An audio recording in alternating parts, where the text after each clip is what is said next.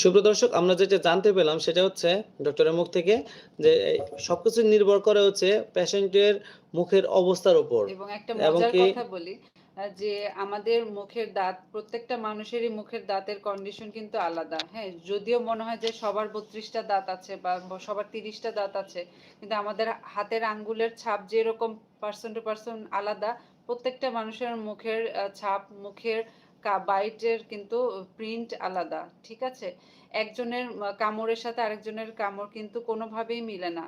এই কারণে পোস্টমর্টমে কিন্তু আমাদের দাঁতের ছাপ কিন্তু একটা বড় ভূমিকা পালন করে। যারা আইডেন্টিফাই করতে পারে না লাশ, সেক্ষেত্রে কিন্তু আমাদের দাঁত অনেক বড় ভূমিকা পালন করে। ঠিক আছে, এটা কিন্তু এর জন্য বলছিলাম যে একজন মানুষের দাঁতের সাথে আরেকজন মানুষের দাঁতের কম্পেয়ার করা যায় না। প্রত্যেকটা মানুষের দাঁতই আলাদা আলাদা ইয়ে বিয়ার করে। সুপ্রিয় দর্শক, আজকে কিন্তু আমরা নতুন এবং কি খুবই যুগোপযোগী আমাদের নতুন একটা তথ্য ডক্টরের কাছ থেকে আমরা পেলাম যে লাশ আইডেন্টিফাই করার জন্য বা বেওয়ারিশ লাশ যেগুলো সেগুলোকে